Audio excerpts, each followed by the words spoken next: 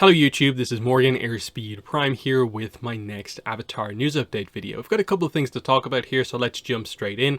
First of all, first four figures. I covered this in a previous video. They have a Zuko figure statue coming out. Pre-orders are going to open on the 4th of February 2025. But they have now posted videos and stuff like that showing a better look at the figure. So you can see the base on this one is kind of nice. This is going to be the more standard version. There will be one with a much fancier base. But for now we get this version just showing the core figure, what it looks like. I definitely think it's on the higher end of the Zuko figures that we have seen so far. It's a nice dynamic pose. Whereas I feel they played it relatively safe with the Aang and Toph that they did to start off with. Whereas this one I think looks really nice, even this more standard version, and we have to wait and see what the crazy version is later on. So there'll be more information, I guess, on the 4th, and I'll cover that when it comes out. But for now, a slight update on that. Moving on, we have Rebels and Refugees, the Avatar Legends RPG adventure. It is now available for free on Drive-Thru RPG. So if you have an account on Drive-Thru RPG, you can just buy this for free, and you have a PDF copy of it. So that's pretty nice. Previously, it was sort of exclusive to Free RPG Day last year. I covered it when it came out then. Someone helped me out posting the kind of main pages of the book for me. But now we have a proper version of it here. So it's nice to see this happen, and it kind of highlights that, okay, every year, I guess, when this happens, it's gonna be 6, 7, 8 months before we get the kind of mass market kind of release of it overall. It's a nice enough adventure. I don't think it's one of the best ones. It's not one of the worst ones, but it's pretty solid overall. 100-Year War era adventure at the Western Air Temple. This is also available in physical. It's not free anymore, of course, because we're long past the event. It's going to cost you $14.99, but you can actually get a physical copy officially. You just have to pay this plus shipping, and you can get it, or I guess add it to another order whenever they put up information, I guess, about their next book, whatever they're doing. I'm wondering when we're going to find out about that, or I hope it's not a situation where they're just assuming, they're just going with the idea that the Roku Voyage of the Unity thing is it, like that's this year's release. I hope they actually do have a normal kind of standard release book. That would be interesting, but we don't know what the situation is. I don't think Magpie are super strong about communicating about their stuff. I think they could be a little bit more open about what plans are overall, but that's just my thoughts on that.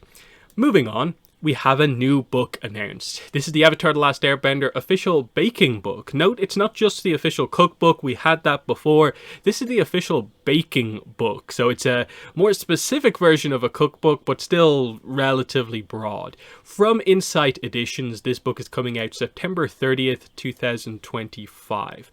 So yeah, this has just gone up in the last day or two.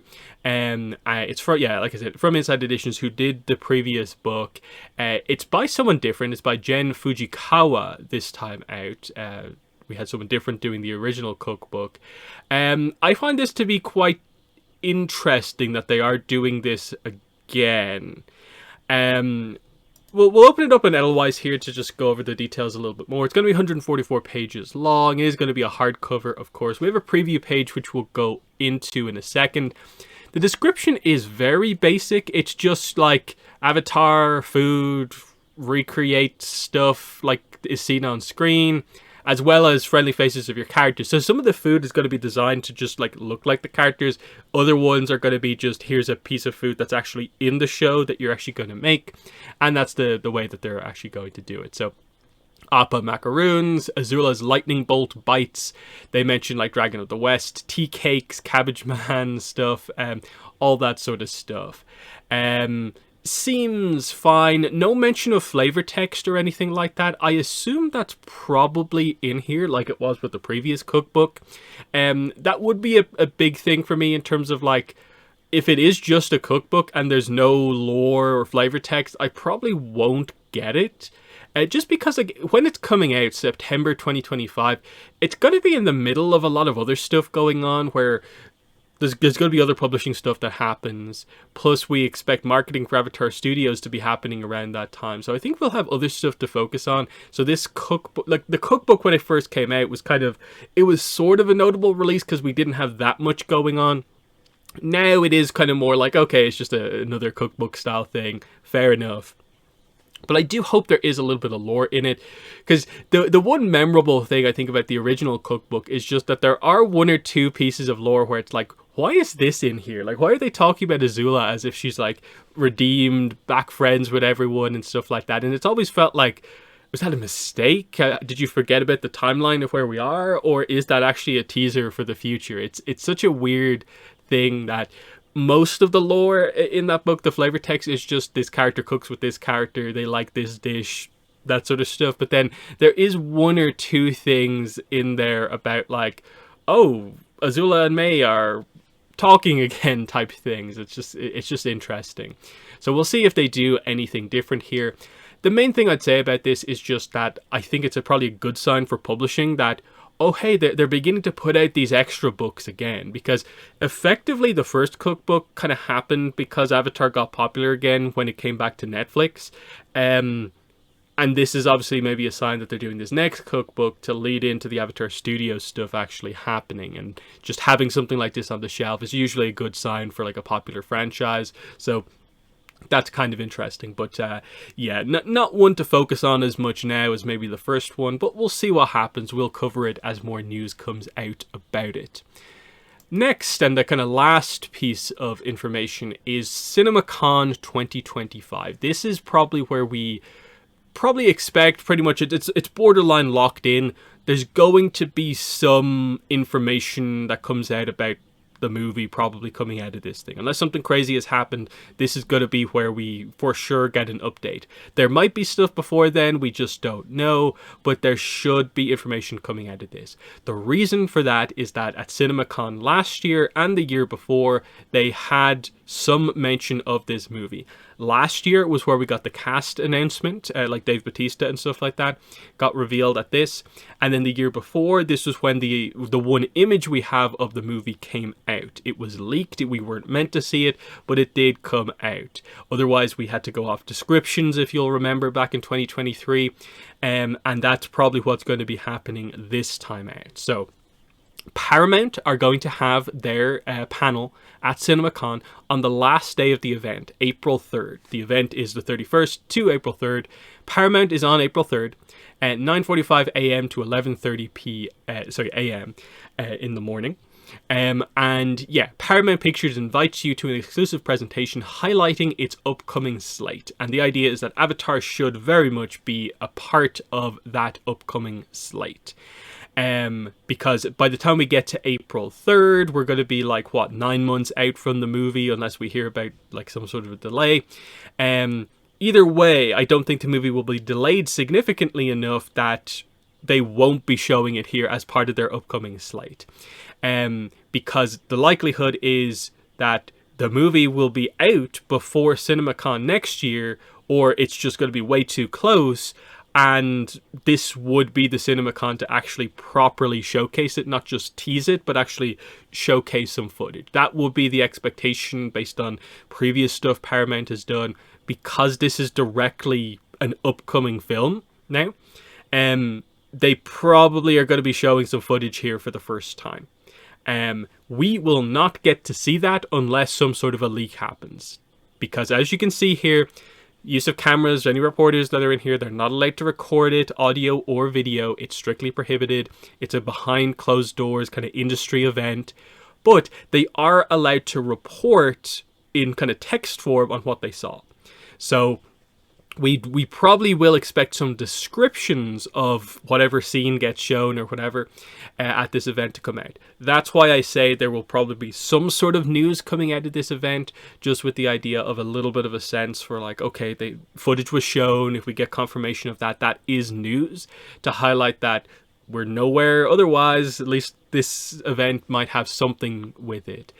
And then depending on what they have or maybe haven't done in marketing, maybe they might tie what they're doing here behind closed doors into some sort of a public announcement. Because at some point they're going to have to like properly, publicly make a big deal about the movie.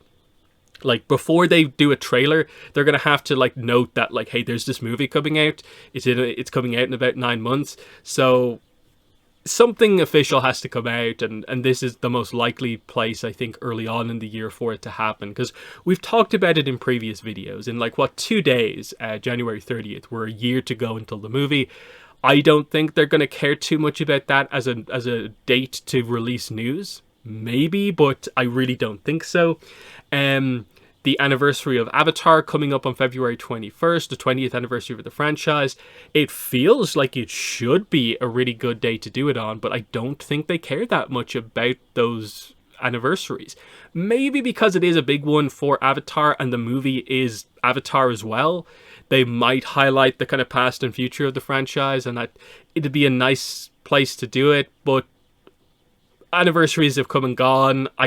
They may or may not do it. So an event like this feels like, from an industry point of view, if they have a movie coming out in any way close, they're going to have to show it off here to build hype. And to build into the idea, the expectations that they'll have other stuff going on with this movie later on in the year. That sort of idea. Probably for a massive public kind of, hey, here's the movie type stuff, we're probably still looking at Comic-Cons and stuff like that for bigger Avatar Studios announcements, like publicly, directly to fans, because I think they're probably only going to go super heavy on the communication with like 6 months or even less to go.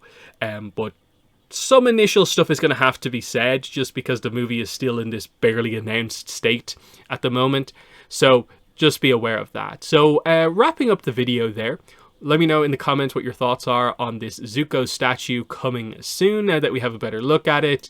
Thoughts on Rebels and Refugees as the free RPG adventure that is now available on Drive-Thru RPG, link in the description. Thoughts on the new baking book coming out. Did you expect them to do another one of these? Thoughts on this? Will there be lore? Does this interest you? Actually, I forgot to look at the preview page. I'll do it here. Not too much to say. You can still see it's a placeholder thing where the pages aren't here, but you can see it's laid out by book 1, book 2, and book 3. There's a lot of names going on here. It's just the usual stuff here. Let's see what's going on here. Yeah, it all seems pretty fine. It's a reference to a lot of stuff going on here. Interestingly, though, it's like book 1, they have Azula's lightning bolt bites. I get it. Technically, Azula is in book 1 in a flashback episode, but it is a little bit weird to see her included there. Otherwise, yeah, because it's all baked stuff, there's a lot of pies, bread, cakes and stuff like that going on here, which makes sense, of course. But just interesting that they're giving us a more specified style of cookbook. But let me know your thoughts on this one below, as well as any expectations for CinemaCon. But otherwise, that's been the video. Thanks for watching, and bye.